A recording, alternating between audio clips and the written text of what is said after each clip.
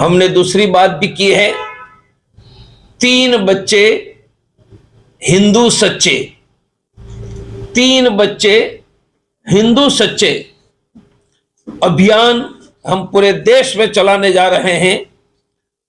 और तीसरा बच्चा इसलिए नहीं करते हैं कि शिक्षा की चिंता रहती है। हम जिस हिंदू घर में तीसरा बच्चा होगा उनको शिक्षा में आर्थिक सहयोग की व्यवस्था भी खड़ी करने जा रहे हैं। तो 3 बच्चे हिंदू सच्चे और 1 लाख गांव में हनुमान चालीसा, यह कुंभ का हमारा संकल्प। और 24 जनवरी को देश के कोने कोने से 25,000 हमारे कार्यकर्ता आए थे, वह संकल्प लेकर गए हैं और देश में अभियान आगे चलाएं। आज जो है 3 बच्चे हिंदू सच्चे, इसका क्या महत्व है? उनका है कि हिंदुओं की जनसंख्या घट रही है, न घटे, और भारत में हिंदू बहुमत बनाना रहना होगा तो हिंदू परिवारों को 3 बच्चे को जन्म देना होना चाहिए। और उस तीसरे बच्चों को आर्थिक शिक्षा की व्यवस्था में हम सहयोग करेंगे।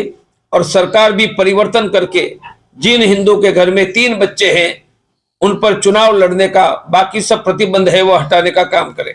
सरकार कह रही है कि हम 2 हमारे 2। प्रवीण तोगड़िया का कहना है हम 2 हमारे 3। प्रवीण जी, जिस तरीके से महाकुंभ में भगदड़ मची, तमाम तरह के आरोप लगे, उसमें मुक्तेश्वर महाराज जी का जो बयान आ रहा है, इसको किस नजरिए से?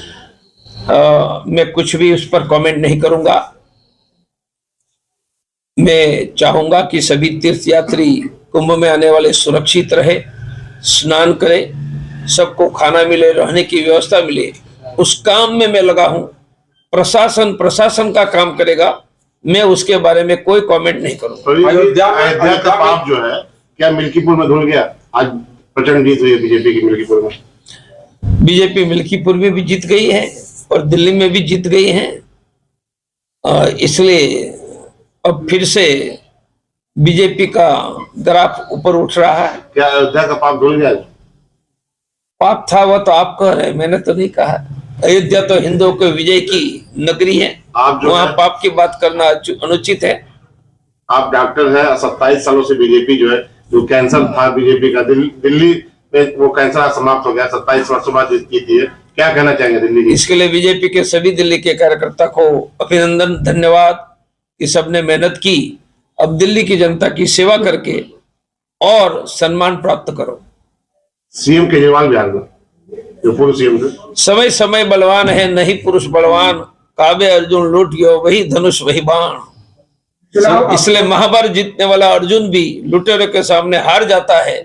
यह समय बड़ा है, व्यक्ति बड़ा नहीं।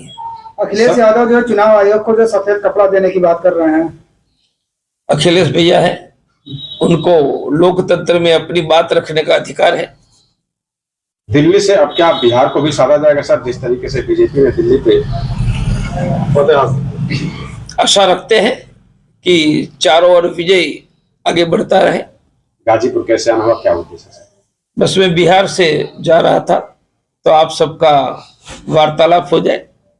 जिस तरीके से कुंभ में भगदड़ हुई, शंकराचार्य और मुक्तेश्वरानंद ने जिस तरीके से सवाल उठाया था, वो सरकार पे सीधे हमला बोला था। मैं कुछ भी नहीं बोलूंगा। योगी जी भी मेरे गोरख पीठाधीश्वर महंत है और शंकराचार्य जी है, दोनों मेरे लिए तो पूजनीय हैं। उन दोनों विद्वानों को कुछ भी कहने का अधिकार है, प्रवीण तोगड़िया को अधिकार नहीं। विपक्षी हमेशा बार बार लगातार कह रहे हैं कि कुंभ भगदड़ में जो हजारों लोगों की मौत हुई,